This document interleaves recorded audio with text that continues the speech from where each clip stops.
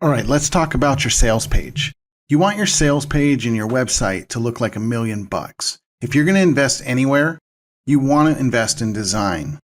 There's a website out there that lets you create a design contest for the different pieces of design that you're looking for, and that site's called 99 Designs.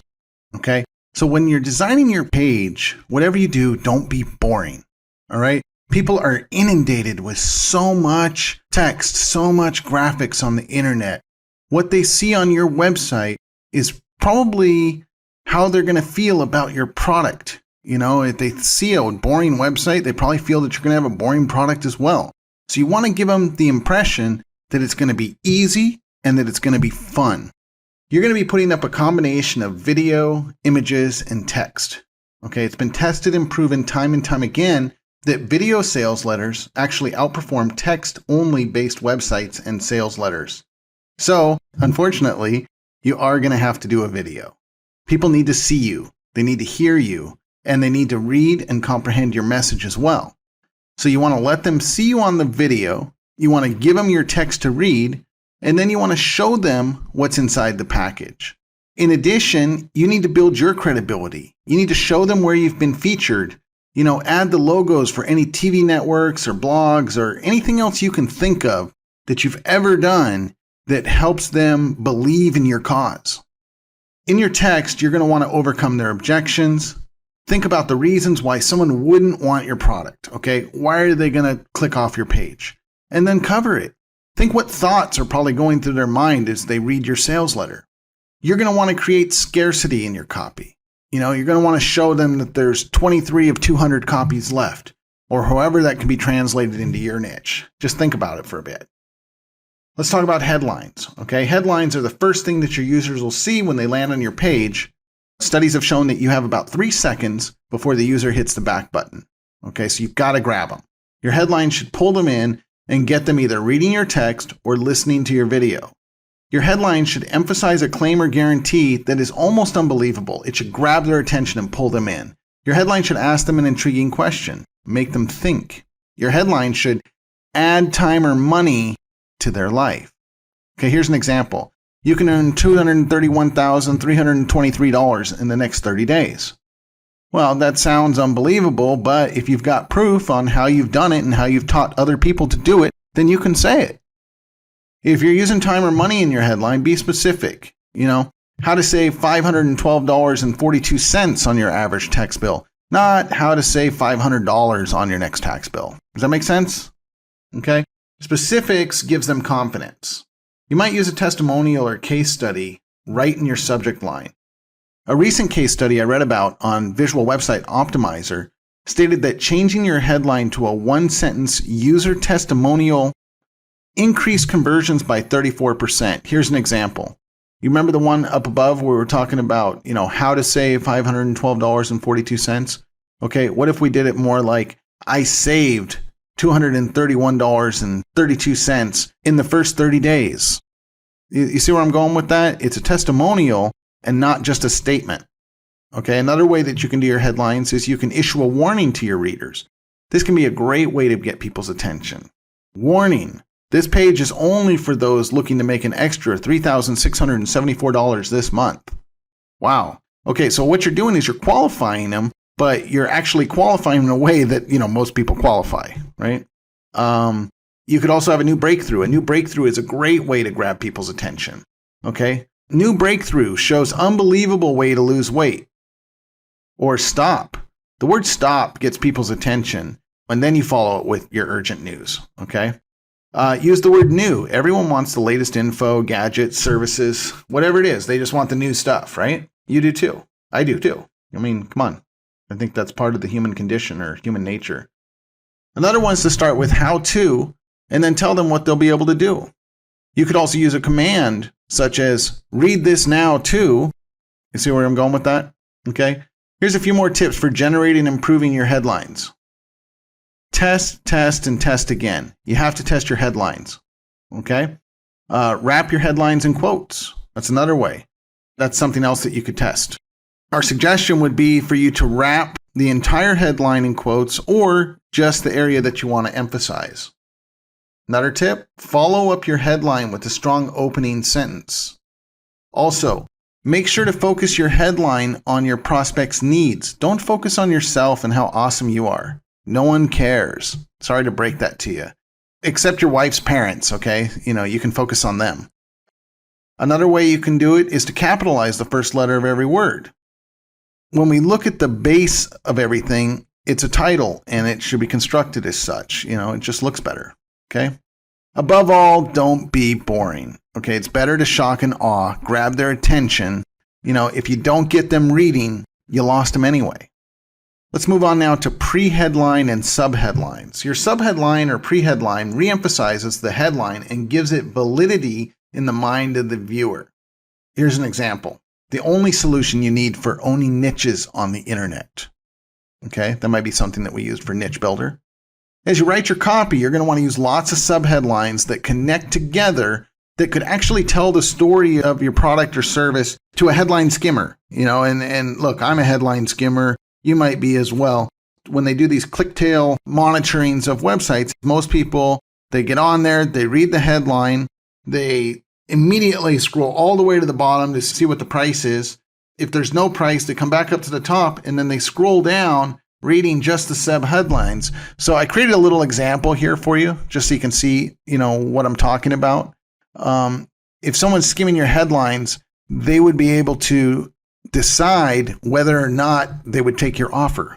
Okay, so here's an example. I was dead broke and living with my parents. Okay, then the paragraph, let's say 3 paragraphs. Then the next sub-headline. One day I traded our cow for magic beans. Okay, you probably know where this is going already, but then you have 3 more paragraphs.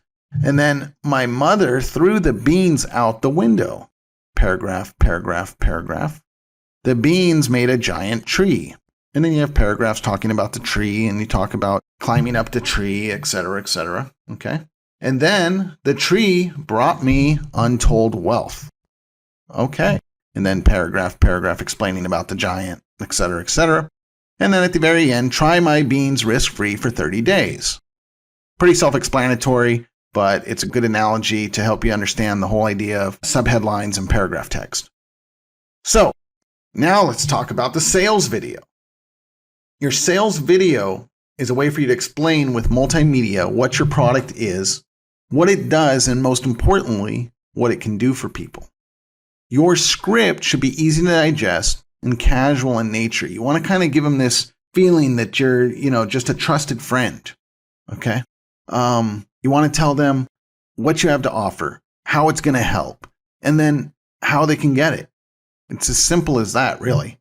You want to tell them specifically what to do to get it, though, such as, click the add to cart button below. Okay. You might vary it by taking it away from them. That's another way. You should try and watch other sales videos in your market, because those will tell you a lot.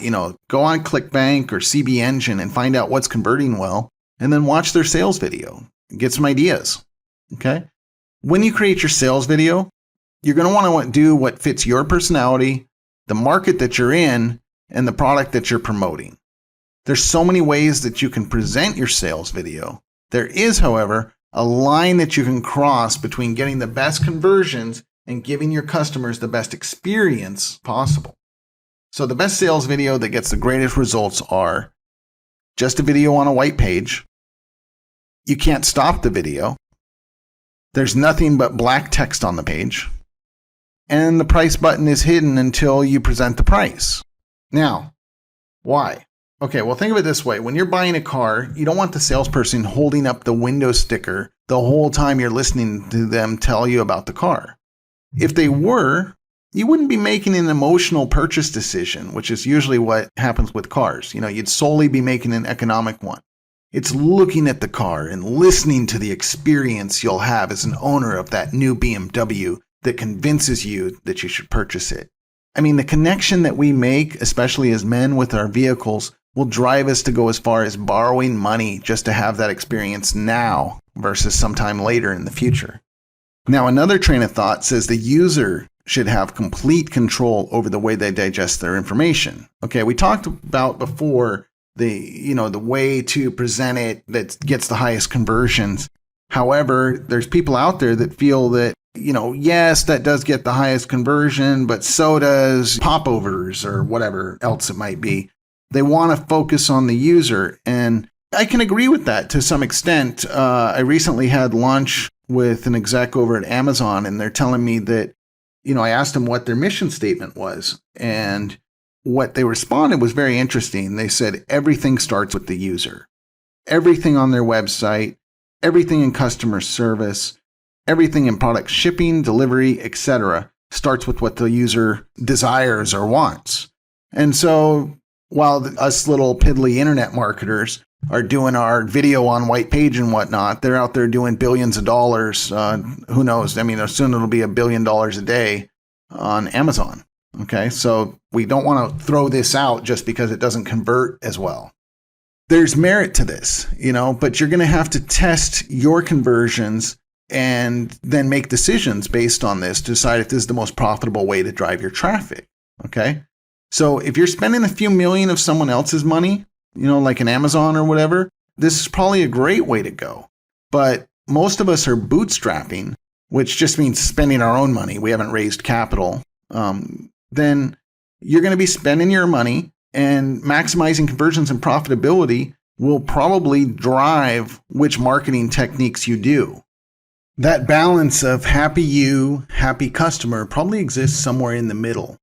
While having a video with no pause feature might increase conversions, you might have to sacrifice a few conversions and add a pause feature so that you don't come across to your audience as just a profit-first marketer, or a profit-first marketing machine.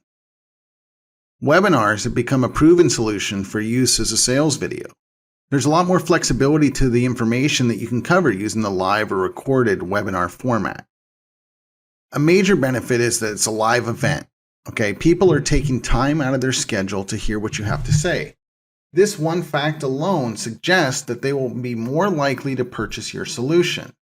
This has to do with some psychology where people don't want to waste their time. They'll end up buying at the 3-day free seminar because they don't want to look at it like they wasted their time. Okay, the next webinar benefit is that you have their undivided attention.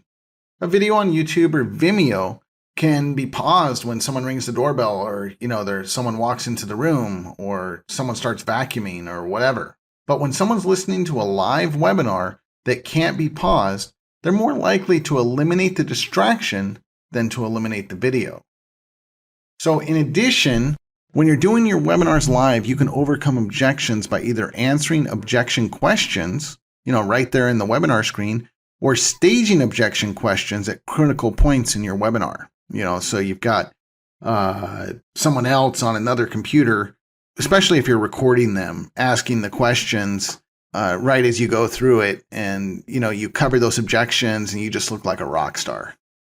So several studies have showed that scheduled webinars convert an average of 4 times higher than just a straight sales page video. Sales pages with video sales letters are going to be more effective than straight long-form sales letters that don't have a video on them. Your best solution is to use a combination that delivers directly to the 3 main types of learning. Okay?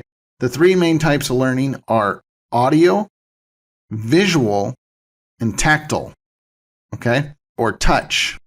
So what you want to do is you want to create a video for them to watch, add the text for them to read or download, such as a PDF, and then do some sort of interactivity for the tactile learner, let them fill something in.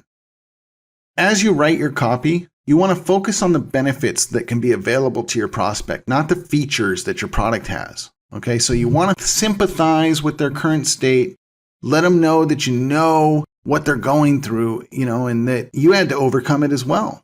So you want to inspire and motivate your readers or viewers to see a possible new direction that is available to them where their current problem doesn't even exist. Wherever possible, you want to include case studies, testimonials, social proof, graphs, and anything else that you can think of that's going to help them trust your results. As you write your story, and the whole page for that matter, you want to use small chunks of paragraphs that are easily digestible. There's those words again, okay? 1 to 2 sentences per paragraph is usually enough. And as you write your copy, You're going to want to always focus on them and their outcome, not you and your success. A great way to look at this is be interested, not interesting. I use that all the time when I'm out in public and talking with people. Okay, I have a very interesting life. I travel, 10 months a year, etc. I have a lot of stories from a lot of places. But you know what? The way I can actually connect with people is to talk about their dog and talk about their divorce and talk about their kids. And, they don't want to listen to me. I mean, let's face it, whatever I tell them is probably going to make them feel like crap, right? So let's keep it real and let's be interested and not be interesting. Okay, so now that you've got that ingrained in your mind, once again, it's be interested and not interesting. You want to be interested in what's going on with your customer and solving their problem, okay? Scarcity. Scarcity is also a technique that you can use to generate sales today versus at some point down the road. Ryan Dice has a saying, he says, when's later? Later's never. And I tend to agree with that. I mean, think right now, what's the last YouTube video you were watching that you were going to go back to? Yeah, me neither. I can't think of it either. Okay, with digital-only information products, it's often difficult to create that scarcity and still be an above-board marketer. And what I mean by that is, how can you say you only have 50 copies left if it's a digital product, right? One of the ways you could do this would be to limit the bonuses. All right, so you could say, I can only include these valuable bonuses on the next 18 copies. All carnival hypnotism aside there. Another way might be to limit the amount of physical copies that you're shipping. Okay, so I think that's a great one because people like to receive stuff in the mail. So you could say, if you buy in the next 2 minutes, 42 seconds, I will ship you a physical copy on my dime. I'm not so sure about that 2 minutes, 42 seconds. I would probably say like if you buy before midnight tonight, or I only have 23 physical copies left to ship. So if you buy now, I'll make sure that your name goes on the box of one of those. Okay. When you use one of the companies that produce physical products for you on the fly, man, you don't really have that nightmare of, oh my God, I got to get to my house and get a box out of the garage and go drop it off at UPS, et cetera, et cetera. It's all electronic and they have the box and they have the garage and they ship it from there. You want to make your offer super irresistible. You want them to feel loss if they don't buy, okay? If you have an offer that they can't resist, they're not going to have any choice but to click the buy it now button or add to cart or whatever technique you're using. So, creating the irresistible offer. To create your irresistible offer, you're going to have to find that intersection of no-brainer deal, magic bullet, and optimal price point. Your job as the product developer is going to be to figure out what is that item that makes this a no-brainer. Okay, I want you to think of it this way.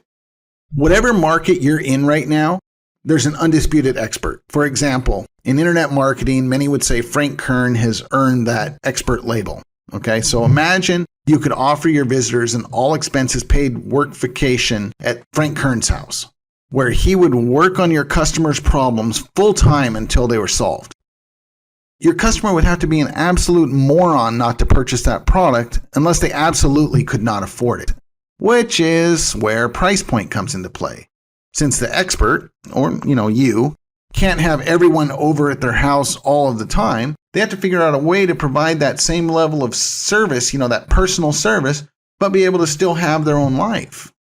This is often referred to as leveraging time. We talked about that in the first part of this module. And time, it's the most desired element, as we mentioned before when we were talking about your visitors are willing to pay for it. They're willing to pay for fast results. Okay, so they're saying by being willing to pay for fast results that time is of value to them. Now, let's talk about value. Okay, you want your offer to have a value of at least 10 times the cost of what you're charging. One way to explain this is to price stack all that you're offering during the webinar or sales video. And a price stack just basically is another way of saying a list with their prices. Okay, so I have an example here so you can see it. You have shed the weight videos, value $4.95, workout videos, value $297. Menu guides, value $29. 5-minute recipe books, value $19. Weekly accountability calls, value $197. Online diet planning software, value $247. And you see the last one there, it's even $247 a year, okay? So total value for your first year, $1,284. Today's price, if you act in the next 10 minutes, $797. On something like this, if we look at, shed the weight videos, workout videos, menu guides, depending on how you deliver them, all of this, except for the accountability calls, are probably digital items. And so you could probably knock that down to a final deal of $297 on their way out, and you probably close, half the people on the webinar. So you create your irresistible offer by offering something they can't find anywhere else.